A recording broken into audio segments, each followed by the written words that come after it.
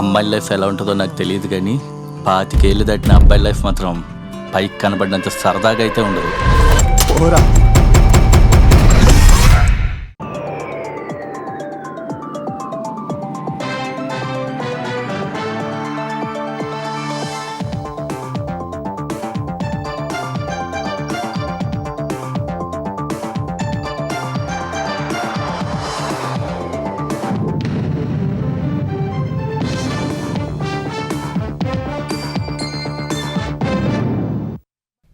నమస్కారం, ఈటీవీ న్యూస్కు స్వాగతం. ముందుగా ముఖ్య అంశాలు.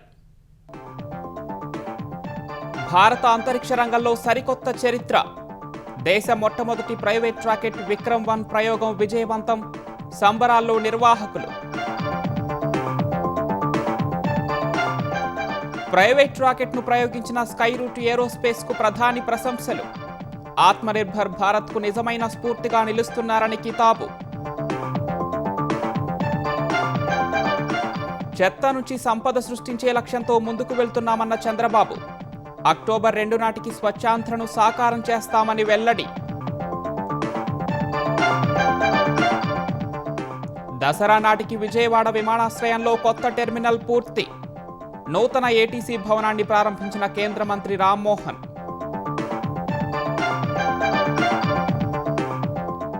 కాంగ్రెస్ ప్రభుత్వం 70,000 ఉద్యోగాలు ఇచ్చినట్టు నిరూపించాలన్న కేటీఆర్. అదే నిజమైతే రాజకీయాల నుంచి తప్పుకుంటానని సవాల్.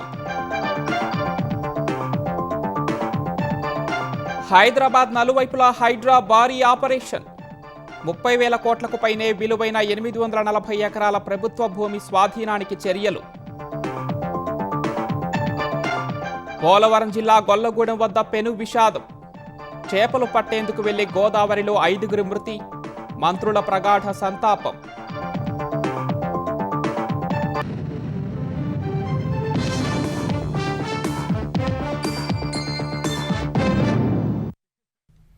భారత అంతరిక్ష చరిత్రలో సరికొత్త అధ్యాయం మొదలైంది.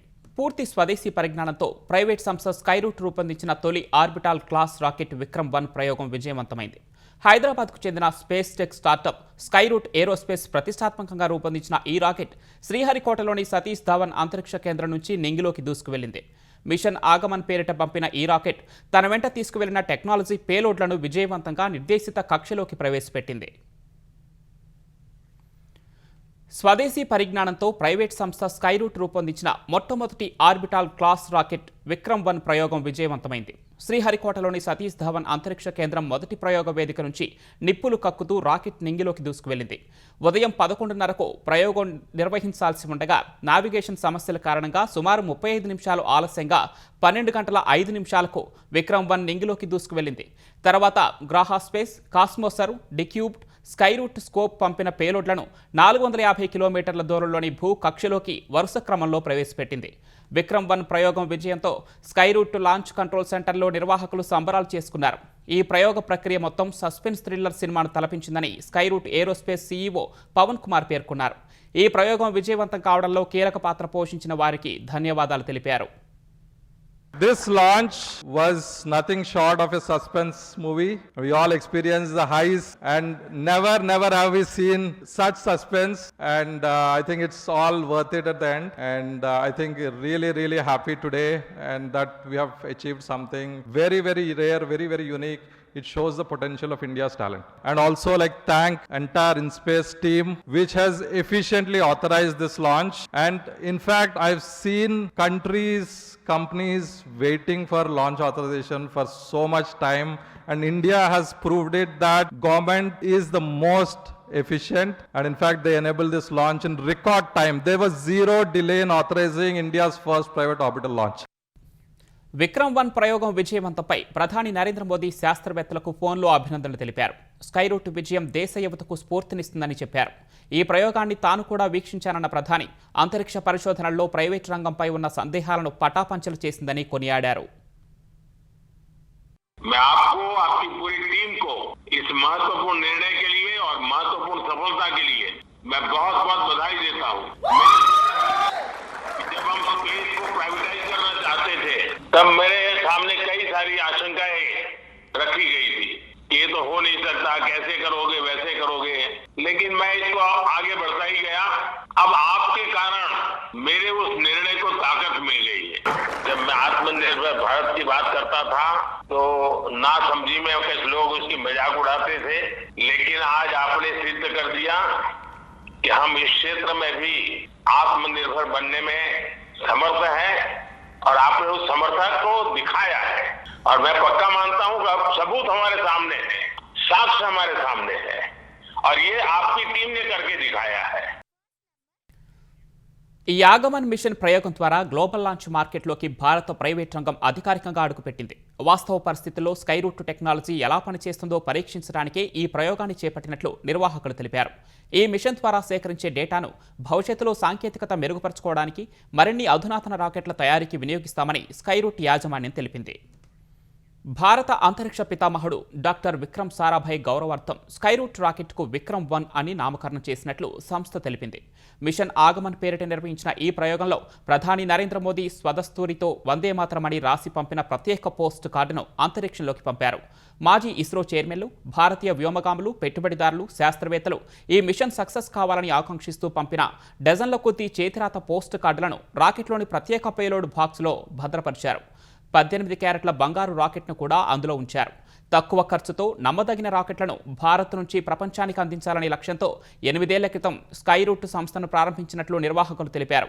విక్రమ్-1 రాకెట్ పూర్తి కార్బన్ కాంపోజిట్ నిర్మాణంతో రూపొందించిన multi stage orbital launch vehicle అని చెప్పారు. ఇందులో ఇన్హౌస్గా అభివృద్ధి చేసిన ప్రొపల్షన్ సిస్టమ్స్, 3D ప్రింటెడ్ ఇంజిన్లు, హైట్రస్ట్ సాలిడ్ ఫ్యూయల్ రాకెట్ బూస్టర్లు ఉన్నట్లు తెలిపారు. భూమికి సమీప కక్షలోకి దాదాపు 350 కిలోల బరువున్న చిన్న ఉపగ్రహాలను మోసుకువెళ్లే లక్ష్యంతో విక్రమ్-1 రాకెట్ డిజైన్ చేసినట్లు స్కైరూట్ ప్రతినిధులు తెలిపారు. ఆంధ్రప్రదేశ్లో అక్టోబర్ 2 నాటికి చెత్త లేకుండా చేస్తామని సీఎం చంద్రబాబు స్పష్టం చేశారు. చెత్త నుంచి సంపద సృష్టించడమే కూటమి ప్రభుత్వ లక్ష్యమన్నారు. గుడివాడలో జరిగిన స్వర్ణాంధ్ర స్వచ్ఛాంధ్ర కార్యక్రమంలో పాల్గొన్న ఆయన ఇంట్లో ఎవరికి వారే తడి, పొడి చెత్తలను వేరు చేసుకోవాలని చంద్రబాబు పిలుపునిచ్చారు.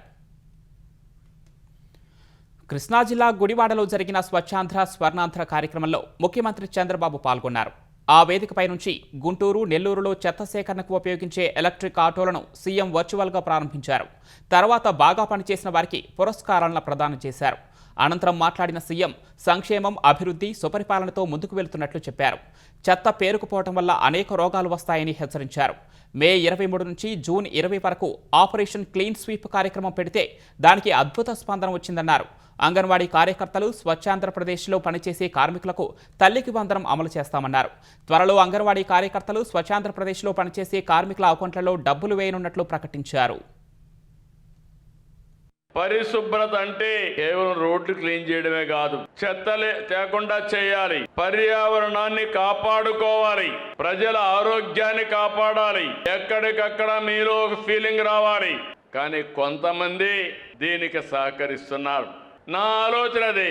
18 నెలలుగా మీరు చూస్తున్నారు, ప్రభుత్వం చేసే పనులన్నీ చేస్తాం. మిమ్మల్ని ప్రోత్సహించడానికి ఏమేం చేయాలో చేస్తున్నా. తొందరలోనే అందరు ఎమ్మెల్యేలకు చెప్పాను, అందరు ఎంపీలకు చెప్పాను. ప్రతి ఒక్క మున్సిపాలిటీ, ప్రతి ఒక్క పంచాయతీ, ప్రతి ఒక్క మండలం, ప్రతి ఒక్క జిల్లా గ్రేడింగ్ చేస్తాం. వీళ్ళ ఫోటోలు పెడతాం, మీలో కూడా టెస్టిమోనియల్స్ అవి కూడా పెడతాం. ప్రతి ఒక్కరిలో కానీ ఆ పోటీ మనస్తత్వం వస్తే ఆంధ్రప్రదేశ్ రాష్ట్రం స్వర్ణ ఆంధ్రప్రదేశ్గా తయారవుతుంది.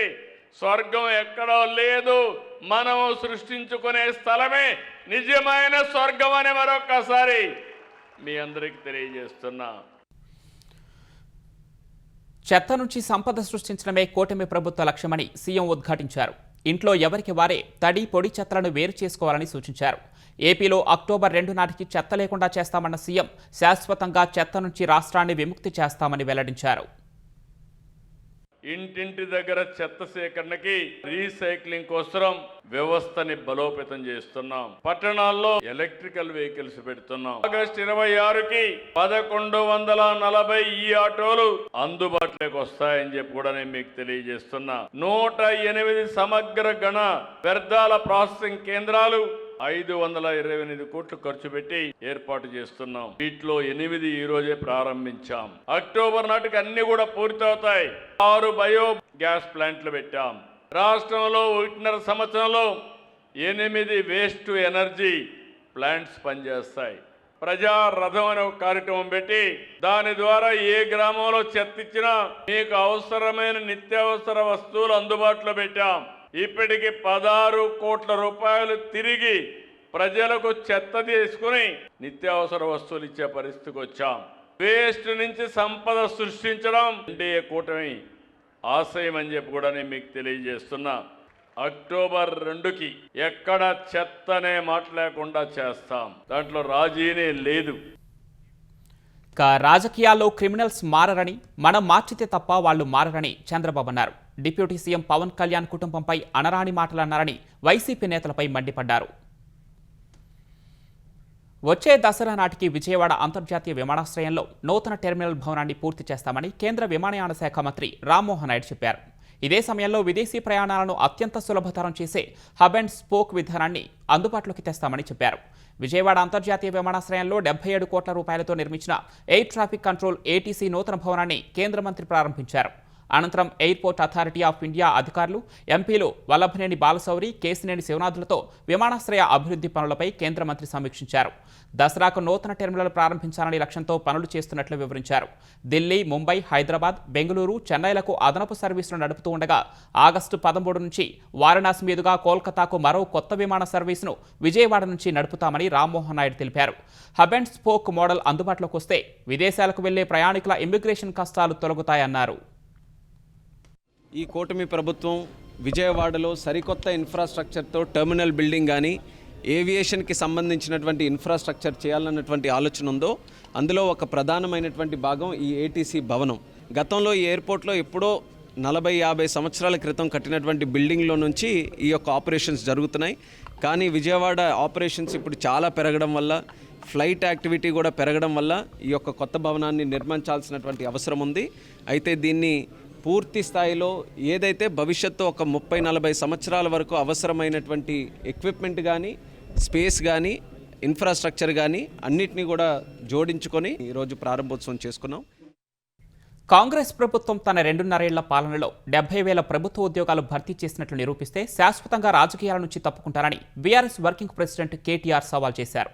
ప్రభుత్వ ఉద్యోగాల భర్తీపై ముఖ్యమంత్రి రేవంత్ రెడ్డి సహా మంత్రులు ప్రభుత్వ ఉద్యోగాలపై పూటకో మాట చెబుతున్నారని ధ్వజమెత్తారు. కాంగ్రెస్ మేనిఫెస్టోలో నిరుద్యోగ భృతి ఇస్తామని చెప్పిన ఆ పార్టీ నేతలు అధికారంలోకి రాగానే అలా చెప్పలేదంటున్నారని కేటీఆర్ విమర్శించారు. హైదరాబాద్ సరూర్ నగర్లో బీఆర్ఎస్ నిర్వహించిన యువ సంగ్రామ సదస్సుకు హాజరైన ఆ పార్టీ కార్యనిర్వాహక అధ్యక్షుడు కేటీఆర్ కాంగ్రెస్ ప్రభుత్వంపై సునిశ్చిత విమర్శలు చేశారు. అసెంబ్లీ ఎన్నికల సమయంలో 2 లక్షల ఉద్యోగాలు భర్తీ చేస్తామని చెప్పిన కాంగ్రెస్ నేతలు ఇప్పుడు పొంతనలేని మాటలు చెబుతున్నారని మండిపడ్డారు. నిరుద్యోగ భృతి ఇస్తామన్న మాటే అనలేదని అంటున్నారని ధ్వజమెత్తారు. సీఎం సహా మంత్రులు ఖాళీల భర్తీపై ఇష్టారీతన లెక్కలు చెబుతున్నారని సరూర్ సభావేదికపై వీడియోను ప్రదర్శించారు. తలాతోక లేకుండా కాంగ్రెస్ వాళ్ళు మాట్లాడిన మాటలు ఒక్కసారి వినాలని చెప్పి నేను కోరుతా ఉన్నా. 70,000 ప్రభుత్వ ఉద్యోగాలు ఇచ్చిన ఈనాడు 67,717 వివిధ శాఖల్లో ప్రభుత్వ ఉద్యోగాలు మనం భర్తీ చేసినాం. దాదాపు 56,000 మందికి ప్రభుత్వ ఉద్యోగాలు రిక్రూట్మెంట్ చేసి నియామక పత్రాలు కూడా ఇచ్చినటువంటి పరిస్థితి మీ అందరికీ తెలుసు. వివిధ రంగాల్లో 56,000 ఉద్యోగాలు ఇచ్చిన ఘనత కాంగ్రెస్ పార్టీ అధ్యక్ష. మేము ఇప్పటికీ 80,000 ఉద్యోగాలు ఇచ్చాము 2 సంవత్సరాల్లో. 85,000 ఉద్యోగాలు ఇచ్చాము. 2 లక్షల ఉద్యోగాలు ఇచ్చి తీరుతాం. సంవత్సరానికి కాదా 2 లక్షలని? లేదు, మా టర్మ్లో 2 లక్షల ఉద్యోగాలు ఇస్తామని చెప్పాం. ప్రభుత్వం అధికారంలోకి వచ్చిన తర్వాత 60,000 ఉద్యోగాలను నింపడం జరిగింది ప్రభుత్వం. దాదాపు 70,000 ప్రభుత్వ ఉద్యోగాలు ఇచ్చిన ఘనత మా కాంగ్రెస్ పార్టీ ప్రభుత్వాన్ని. ఇప్పుడు మేము ఉద్యోగ ఖాళీలను భర్తీ చేస్తామన్నాం. ఉద్యోగాల ఖాళీలు భర్తీ చేస్తాం. అది 50,000 కానీ 1,00,000 కానీ 2 లక్షలు 1 ఇయర్లో చేస్తామని పేపర్లో ప్రకటనలు ఇచ్చారు. ఎవరు ఇవ్వలేదు. ఉద్యోగాలు 2 లక్షల ఉద్యోగాలు కాంగ్రెస్ పార్టీ హామీ ఇచ్చింది ఆ రోజులలో. ఇప్పటి వరకు 1,00,000 ఉద్యోగాలు ఆల్రెడీ భర్తీ కావడం జరిగింది. విన్నారు కదా, ఒకడు 60 అంటాడు, ఒకడు 70 అంటాడు, ఒకడు 80 అంటాడు, ఒకడు 1,00,000 అంటాడు, ఒకడు 2 లక్షలు ఎప్పుడు చెప్పనే లేదంటాడు. అసలు వాళ్ళకు అబద్ధం ఆడితే అతికినట్టని ఉండాలా. కనీసం అబద్ధాల్లోనన్న ట్రైనింగ్ ఇవ్వాలి అనుమూల రేవంత్ రెడ్డి గారు. అది కూడా ఇస్తలేడు. కాంగ్రెస్ ప్రభుత్వం తన 2.5 ఏళ్ల పాలనలో కనీసం 10,000 ఉద్యోగాలను కూడా భర్తీ చేయలేదని కేటీఆర్ లెక్కలతో వివరించారు. 70,000 ఉద్యోగాలు ఇచ్చామంటున్న సీఎం ఆ మాటను నిరూపిస్తే శాశ్వతంగా రాజకీయాల నుంచి తప్పుకుంటానని కేటీఆర్ సవాల్ చేశారు. నేను అడిగిన శాసనసభలో కూడా, అయ్యా ఎన్ని ఉద్యోగాలు ఇచ్చినారు మీరు కరెక్ట్ గా చెప్పండి అని. శాసనసభ సాక్షిగా కాంగ్రెస్ ప్రభుత్వమే చెప్పింది 16,978 ఉద్యోగాలు మాత్రమే ఇచ్చామని. అందులో కూడా కేసీఆర్ ప్రభుత్వంలో ఇచ్చిన నోటిఫికేషన్లను రద్దు చేసి తిరిగి ఇచ్చిన వాటిని తీసేస్తే 10,000 ఉద్యోగాలు కూడా ఈ 2.5 సంవత్సరాల్లో రేవంత్ రెడ్డి ప్రభుత్వం ఇవ్వలేదు. ఇది వాస్తవం. నేను ఈ రోజు ఈ సరూర్ నగర్ వేదికగా ఇన్ని వేల మంది మా తమ్ముళ్ళు చెల్లెల సాక్షిగా సవాల్ చేస్తా ఉన్నా రేవంత్ రెడ్డి, 70,000 ఉద్యోగాలు నువ్వు ఇచ్చినట్టు నోటిఫికేషన్లతో సహా నీ ప్రభుత్వమే ఇచ్చినట్టు రుజువు చేస్తే శాశ్వతంగా రాజకీయ సన్యాసం చేసి నేను పోతా. రాజకీయమే వదిలేస్తా. మీ రాహుల్ గాంధీకి అవసరమైతే చేయగొడతాను. రుజువు చేయి. 70,000 ఉద్యోగాలు నీ ప్రభుత్వం ఇచ్చినట్టు నోటిఫికేషన్లతో సహా దమ్ముంటే రుజువు చేయమని చెప్పి నేను కోరుతా ఉన్నా. తెలుగు ఇంగ్లీష్ క్యాలెండర్లు మారిన తెలంగాణ జాబ్ క్యాలెండర్లో మాత్రం ఎలాంటి మార్పు లేదని కేటీఆర్ విమర్శించారు. అసెంబ్లీలో ఇచ్చిన జాబ్ క్యాలెండర్ను చిత్తు కాగితంతో సమానం చేశారని ఆయన మండిపడ్డారు. మాజీ మంత్రి కేటీఆర్ వాస్తవాలు తెలుసుకుని మాట్లాడాలని తెలంగాణ సాంఘిక సంక్షేమ శాఖ మంత్రి అడ్లూరి లక్ష్మణ్ కుమార్ అన్నారు. బీఆర్ఎస్ యువ సంగ్రామ సదస్సులో కేటీఆర్ మాట్లాడిన వ్యాఖ్యలకు కౌంటర్ ఇచ్చిన మంత్రి గత 10 ఏళ్ల పాలనలో వారు నిరుద్యోగులను పట్టించుకోలేదని చెప్పారు. నిరుద్యోగ యువతకు తమ ప్రభుత్వంలో నోటిఫికేషన్లు ఇచ్చామని వెల్లడించారు. 2014 నుంచి 2023 డిసెంబర్ వరకు మేమే రాజులం, మేమే మంత్రులం.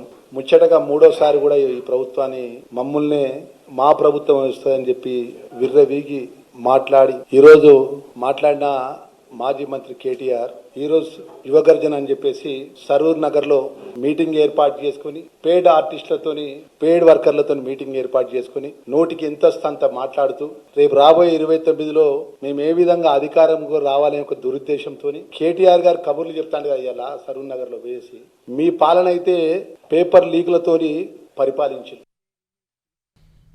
హైదరాబాద్ నలువైపులా భారీ ఆపరేషన్లు చేపట్టిన హైడ్రా దాదాపు 840 ఎకరాల ప్రభుత్వ భూమిని కాపాడేందుకు చర్యలు తీసుకుంది. ఈ భూముల విలువ బహిరంగ మార్కెట్లో 30,000 కోట్ల రూపాయలకు పైగా ఉంటుందని అధికారులు తెలిపారు. హైదరాబాద్, రంగారెడ్డి, మేడ్చల్, మల్కాజ్గిరి జిల్లా రెవెన్యూ అధికారులు స్థానికుల విజ్ఞప్తి మేరకు చర్యలు చేపట్టిన హైడ్రా పోలీస్, రెవెన్యూ, మున్సిపల్ శాఖల సంయుక్త ఆధ్వర్యంలో ప్రభుత్వ భూములకు ఫెన్సింగ్ వేశారు. శంషాబాద్లో 650 ఎకరాలు, రాయదుర్గంలోని సర్వే నెంబర్ 46లో 84 ఎకరాలు, కంటోన్మెంట్ తిరుమలగిరిలో 106 ఎకరాల ప్రభుత్వ భూమిని హైడ్రా స్వాధీనం చేసుకుంది. ప్రభుత్వ భూములను కాపాడుతున్న హైడ్రాకు మద్దతుగా కాలనీలు, బస్తీవాసులు భారీ ర్యాలీ నిర్వహించారు. ఎన్టీఆర్ గార్డెన్స్ నుంచి అమరవీరుల దీపం వరకు ర్యాలీ తీశారు. హైడ్రా ప్రభుత్వానికి అనుకూల నినాదాలు చేస్తూ సీఎం రేవంత్ రెడ్డి చిత్రపటానికి పాలాభిషేకం చేశారు. ఈ కార్యక్రమంలో Boduppal, Anaghari, Medipalli telephone colony, Vattinagulapalli, Jayalakshmi colony వాసులు పాల్గొన్నారు. హైడ్రాని రాష్ట్ర వ్యాప్తంగా విస్తరించాలని కాలనీ వాసులు కోరారు. 2 ఏళ్లలో కోట్లాది రూపాయల ప్రభుత్వాస్తులను హైడ్రా కాపాడిందని కితాబిచ్చారు.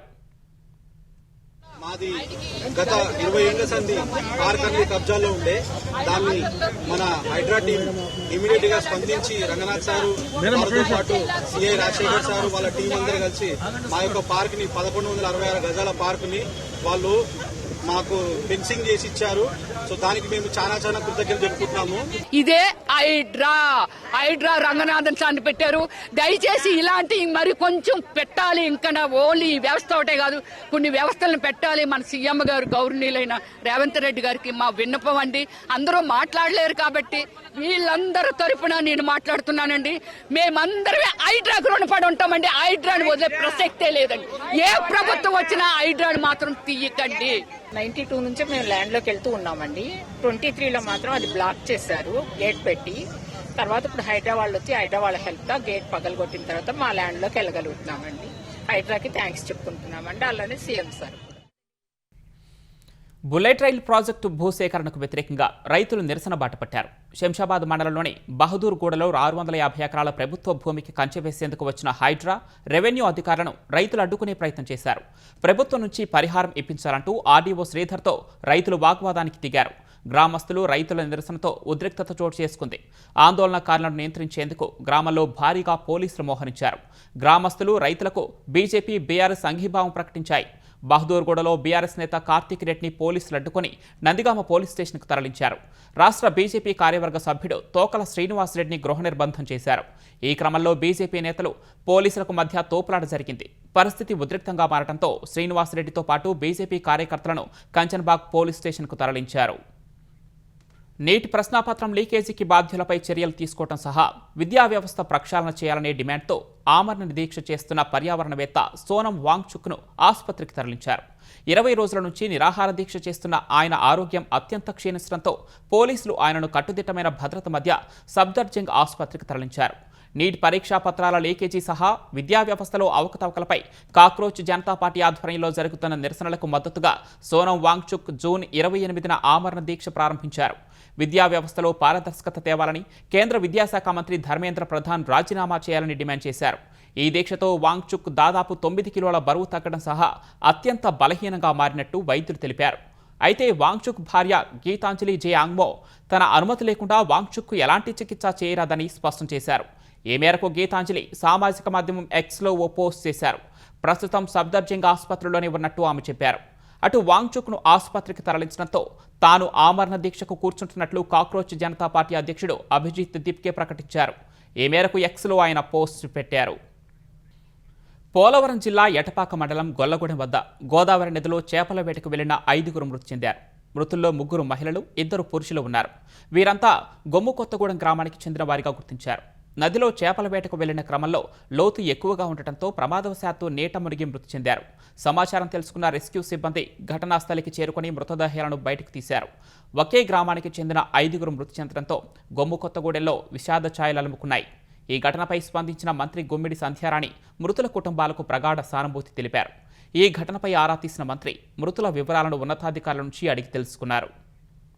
ఇన్స్టాగ్రామ్లో పరిచయమైన మహిళను పెళ్లి చేసుకున్న ఓ వ్యక్తి చివరకు ఆమెను దారుణంగా హతమార్చిన ఘటన ఎన్టీఆర్ జిల్లా జగ్గైపేటలో జరిగింది. జగ్గైపేటకు చెందిన ఓర్సు గోపి తాపీ మేస్త్రిగా పనిచేస్తూ ఉంటాడు. ఆయనకు పెళ్లయి 3 పిల్లలున్నారు. నిత్యం మద్యం సేవించి వేధిస్తూ ఉండటంతో భార్య తన పిల్లలతో సహా వెళ్లిపోయింది. తర్వాత ఇన్స్టాగ్రామ్లో పల్నాడు జిల్లా వినుకొండకు చెందిన సేలం మేరమ్మ పరిచయమైంది. గతంలో పెళ్లై 3 పిల్లలున్న ఆమె కూడా భర్త పిల్లల్ని వదిలివేసింది. ఇద్దరి మధ్య పరిచయం పెరిగి జగ్గైపేటలో సహజీవనం చేశారు. ఇద్దరూ కలిసి కుటుంబ సభ్యుల సమక్షంలో ఇంట్లోనే పెళ్లి కూడా చేసుకున్నారు. తర్వాత గత రాత్రి మద్యం సేవించి ఇంటికి వచ్చిన గోపిని మద్యం ఎందుకు సేవించామని మేరమ్మ ప్రశ్నించింది. ఈ ప్రశ్నతో ఆగ్రహానికి గురైన గోపి ఆమెను చంపేశాడు. ఈ ఘటనపై కేసు నమోదు చేసిన పోలీసులు దర్యాప్తు చేస్తున్నారు. గుంటూరు నగరపాలెం పోలీస్ స్టేషన్ పరిధిలో అమానవీయ ఘటన చోటు చేసుకుంది. కృష్ణబాబు కాలనీలో ఓ ఇంటి బోరు విషయంలో 2 కుటుంబాల మధ్య ఏర్పడిన వివాదం మహిళపై దాడికి దారితీసింది. పద్మ అనే మహిళపై మల్లెల మూర్తి అనే వ్యక్తి హిజ్రాలతో దాడి చేయించారు. మహిళను వివస్త్రను చేసి దాడి చేయటం కలకలం రేపింది. అడ్డుకున్న వారిపైన మూర్తి హిజ్రాలు చేయి చేసుకోగా ఈ దృశ్యాలు అక్కడి సీసీ కెమెరాలో రికార్డయ్యాయి. ఈ ఘటనపై ఫిర్యాదు అందుకున్న పోలీసులు దర్యాప్తు చేపట్టారు. దాడిలో పాల్గొన్న మల్లెల మూర్తి టీడీపీకి చెందిన వ్యక్తి కావడంతో గుంటూరు పశ్చిమ ఎమ్మెల్యే గళ్ళా మాధవి ఆగ్రహం వ్యక్తం చేశారు. మూర్తి పార్టీ సభ్యత్వాన్ని రద్దు చేస్తున్నట్లు ప్రకటించారు. పోలీసులు నిందితులను అదుపులోకి తీసుకుని విచారణ చేపట్టారు. మహిళపై దాడి ఘటనపై ఏపీ మహిళా కమిషన్ చైర్పర్సన్ రాయపాటి శైలజ పోలీసులతో మాట్లాడారు. బాధిత మహిళకు న్యాయం చేయాలని, నిందితులపై కఠిన చర్యలు తీసుకోవాలని పోలీసులకు ఆదేశాలు జారీ చేశారు. గుంటూరు ఘటనను సీరియస్గా తీసుకోవాలని ముఖ్యమంత్రి చంద్రబాబు పోలీసులను ఆదేశించారు. మహిళల భద్రతకు ప్రభుత్వం అత్యంత ప్రాధాన్యమిస్తోందని స్పష్టం చేశారు. సమాజంలో ఏ ఒక్క మహిళకు అవమానం జరిగినా అది ఎంతమాత్రం ఆమోదయోగ్యం కాదన్నారు. సమాజంలో ఇలాంటి వాటికి తావులేదన్న సీఎం ఘటనపై సమగ్ర విచారణ జరిపి దోషులపై కఠినమైన చర్యలు తీసుకోవాలని సీఎం ఆదేశించారు. ఈ దారుణానికి సంబంధించి ఇప్పటికీ క్రిమినల్ కేసు నమోదైందని, నిందితుడిని పోలీసులు అరెస్ట్ చేశారన్నారు. ఉదంతంలో ప్రమేయం ఉన్న వ్యక్తిని తక్షణమే పార్టీ నుండి సస్పెండ్ చేస్తున్నట్లు తెలిపారు. రాజకీయ అండదండలు ఉన్నా సరే చట్టం వదిలిపెట్టదని సీఎం స్పష్టం చేశారు. గుంటూరు ఘటనపై హోంమంత్రి అనిత, విద్యాశాఖ మంత్రి నారా లోకేష్ దిగ్భ్రాంతి, ఆగ్రహం వ్యక్తం చేశారు. నిందితుడిపై కఠిన చర్యలకు ఆదేశించారు. రాజకీయ పలుకుబడి, పార్టీ అనుబంధం నేరస్తుల్ని ఎట్టి పరిస్థితుల్లో కాపాడబోదని స్పష్టం చేశారు. గుంటూరులో మహిళను వివస్త్రను చేసి దాడి చేసిన ఘటనపై జిల్లా ఎస్పీతో మాట్లాడిన హోంమంత్రి అనిత విచారణలో నిర్లక్ష్యం వహించిన పోలీసులపై చర్యలకు ఆదేశించారు. ఈ ఘటన జరిగిన వెంటనే చర్యలు తీసుకోవడంలో సీఐ ఎందుకు తాత్సారం చేశారని మంత్రి ప్రశ్నించారు. కూటమి ప్రభుత్వం అధికారంలోకి వచ్చాక దాతల సహకారంతో గుంటూరు జీజీహెచ్లో కోట్ల రూపాయలతో అనేక అభివృద్ధి పనులు చేపట్టామని కేంద్ర సహాయ పన్ను మంత్రి పెమ్మసాని చంద్రశేఖర్ చెప్పారు. ఇప్పటికే 100 కోట్ల రూపాయలతో నిర్మించిన మాతా శిశు సంరక్షణ భవనాన్ని అందుబాటులోకి తెచ్చామని తెలిపారు. జీజీహెచ్లో 10 కోట్ల రూపాయల వ్యయంతో నిర్మించే Aziz Khan ortho and trauma బ్లాక్ను ఎమ్మెల్యేలు ధూళిపాల నరేంద్ర, నసీర్ అహ్మద్, బూర్ల రామాంజనేయులు, దాత షఫీక్ ఖాన్తో కలిసి కేంద్ర మంత్రి భూమి పూజ చేశారు. అంతర్జాతీయ ప్రమాణాలతో 100 పడకలతో G+5 అంతస్తుల భవన నిర్మాణం ద్వారా ఆర్థో అండ్ ట్రామా కేసులకు ఉత్తమ చికిత్స అందించేందుకు వీలవుతుందని పెమ్మసాని తెలిపారు. గుంటూరు పరిసర ప్రాంతాల్లో రోడ్డు ప్రమాదాలు జరిగినప్పుడు బాధితుల్ని జీహెచ్కు తీసుకుని వస్తారని, వారికి మెరుగైన వైద్య సేవలు అందించేందుకు మంత్రి తెలిపారు. ఆంధ్రప్రదేశ్లోని 23 గ్రామ పంచాయతీలు ప్రతిష్టాత్మక ISO 9001/2015 సర్టిఫికేషన్ సాధించడం కూటమి ప్రభుత్వం సుపరిపాలనకు నిదర్శనమని ఉప ముఖ్యమంత్రి పవన్ కళ్యాణ్ అన్నారు. ISO గుర్తింపు సాధించిన పంచాయతీల జాబితాను ఆయన సామాజిక మాధ్యమాల్లో పోస్ట్ చేశారు. ఈ ఘనత సాధించిన గ్రామ పంచాయతీలు, అంకిత భావంతో కృషి చేసిన పంచాయతీరాజ్, గ్రామీణాభివృద్ధి శాఖ అధికారులు, క్షేత్రస్థాయి సిబ్బందిని అభినందించారు. ప్రజలకు పారదర్శకమైన, నాణ్యమైన సేవలు వేగంగా అందించాలనే లక్ష్యంతో గ్రామ పంచాయతీలో సిటిజన్ చార్టర్ అమలు, ఫిర్యాదుల పరిష్కార వ్యవస్థ ఏర్పాటు చేసినట్లు తెలిపారు. తాగునీటి సదుపాయాలు, దివ్యాంగులకు అనుకూలమైన వసతులు, సమాచార బోర్డులు, పరిశుభ్రత, ఆస్తుల సమర్థ నిర్వహణ, అంతర్గత ఆడిట్లు, సిబ్బందికి నిరంతర శిక్షణ, క్రమం తప్పని సమీక్షలు చేస్తున్నామని తెలిపారు. ఉత్తమ పాలనా ప్రమాణాలను అమలు చేస్తోందని పవన్ వివరించారు. ISO సర్టిఫికేషన్ అనేది కేవలం గుర్తింపు మాత్రమే కాదని, పంచాయతీల్లో జవాబుదారీతనంతో కూడిన సుపరిపాలనకు ప్రపంచ స్థాయి ప్రమాణమని పవన్ అన్నారు. ఈ 23 పంచాయతీలు ఏపీలోని 13,000కు పైగా పంచాయతీలకు స్ఫూర్తిగా నిలుస్తాయన్నారు. ప్రతి గ్రామంలో మరింత నాణ్యమైన సేవలు, సమర్థ పాలన అందించే కొత్త ప్రమాణాలకు నాంది పలకాలని ఆకాంక్షను వ్యక్తం చేశారు. పాత బస్తీలో ఆహార భద్రతా నిబంధనలు ఉల్లంఘిస్తున్న ఫాస్ట్ ఫుడ్ కేంద్రాలపై అధికారులు దాడులు చేశారు. GHMC, ఫుడ్ సేఫ్టీ అధికారులు సంయుక్తంగా చాంద్రాయనగుట్టలోని ఫాస్ట్ ఫుడ్ కేంద్రాల్లో సోదాలు నిర్వహించారు. తనిఖీలో అపరిశుభ్రత వాతావరణం, కల్తీ వంట నూనెలు, ఆహార పదార్థాలు, కృత్రిమ రంగులను గుర్తించారు. ఈ దాడిలో సుమారు 20 లీటర్ల నూనె, కృత్రిమ రంగులు కలిపిన 40 కిలోల చికెన్ను అధికారులు స్వాధీనం చేసుకున్నారు. కల్తీ చేస్తున్న ఫాస్ట్ ఫుడ్ కేంద్రాల యజమానులపై కేసులు నమోదు చేసిన పోలీసులు 3 అదుపులోకి తీసుకున్నారు. నగరంలో ఎక్కడైనా ఆహారాన్ని కల్తీ చేస్తే తమకు సమాచారం ఇవ్వాలని ఫుడ్ సేఫ్టీ అధికారులు సూచించారు. హర్ముజ్లో ప్రయాణించేందుకు ప్రయత్నిస్తున్న సమయంలో సీమైన్ల పేలుళ్ల కారణంగా 2 చమురు ట్యాంకర్లు తీవ్రంగా దెబ్బతిన్నట్లు ఇరాన్ చేసిన ప్రకటనను అమెరికా సెంట్రల్ కమాండ్ కొట్టిపారేసింది. ఇరాన్ ప్రకటనలో ఎలాంటి నిజం లేదని సామాజిక మాధ్యమం Xలో అమెరికా సైన్యం ఓ పోస్ట్ చేసింది. హర్ముజ్ జలసంధిలోని మైన్ ఫీల్డ్ ప్రాంతంలో 2 చమురు ట్యాంకర్లు సీమైన్లను ఢీకొని పేలిపోయాయని, వాటిలో భారీగా మంటలు చెలరేగాయని IRGC ఇంతకుముందు ప్రకటించింది. అమెరికా నిఘా సంస్థలు మోసపూరితంగా ఆ నౌకలను ఆ మార్గం నుంచి పంపేందుకు ప్రయత్నించినప్పుడు ఈ ప్రమాదం జరిగిందని పేర్కొంది. ఈ వాదనను US సెంట్రల్ కమాండ్ తోసిపుచ్చింది. గాజాలో ఇజ్రాయెల్ దాడులు మరోసారి తీవ్ర రూపుదాల్చాయి. సెంట్రల్ గాజా సహా వేర్వేరు ప్రాంతాల్లో ఇజ్రాయెల్ జరిపిన దాడుల్లో 12 మంది ప్రాణాలు కోల్పోయారు, 10ల సంఖ్యలో గాయపడ్డారు. సెంట్రల్ గాజాలో ఓ అంత్యక్రియల ఊరేగింపుపై ఇజ్రాయెల్ జరిపిన డ్రోన్ దాడిలోనే ఎక్కువ మరణాలు సంభవించినట్లు అధికారులు తెలిపారు. క్షతగాత్రులను స్థానిక ఆబ్డా ఆసుపత్రికి తరలించినట్లు చెప్పారు. ఈ దాడి జరిగిన వెంటనే ఓ ప్రకటన విడుదల చేసిన హమాస్ ఇజ్రాయెల్ కాల్పుల విరమణ ఒప్పందాన్ని ఉల్లంఘించిందని పేర్కొంది. సాధారణ పౌరులను లక్ష్యం చేసుకుని ఇజ్రాయెల్ దాడులు చేస్తోందని ఆరోపించింది. ఈ ఆరోపణలపై ఇజ్రాయెల్ సైన్యం ఎలాంటి ప్రకటన చేయలేదు. ముఖ్యాంశాలు మరొకసారి. భారత అంతరిక్ష రంగంలో సరికొత్త చరిత్ర. దేశ మొట్టమొదటి ప్రైవేట్ రాకెట్ విక్రమ్ 1 ప్రయోగం విజయవంతం. సంబరాల్లో నిర్వాహకులు. ప్రైవేట్ రాకెట్ను ప్రయోగించిన స్కైరూట్ ఏరోస్పేస్కు ప్రధాని ప్రశంసలు. ఆత్మనిర్భర్ భారత్కు నిజమైన స్ఫూర్తిగా నిలుస్తున్నారని కితాబు. చెత్త నుంచి సంపద సృష్టించే లక్ష్యంతో ముందుకు వెళ్తున్నామన్న చంద్రబాబు.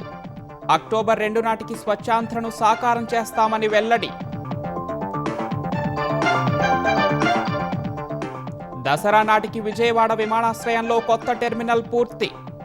నూతన ATC భవనాన్ని ప్రారంభించిన కేంద్ర మంత్రి రామ్మోహన్.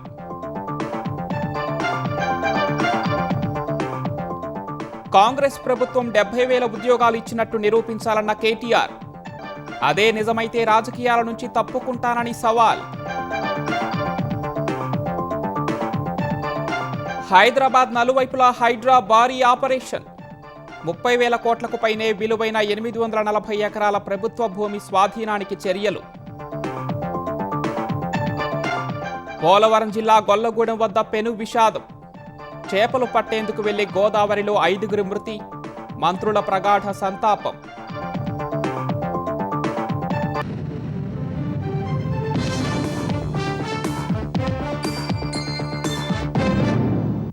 ఈటీవీ న్యూస్ సమాప్తం. నమస్కారం.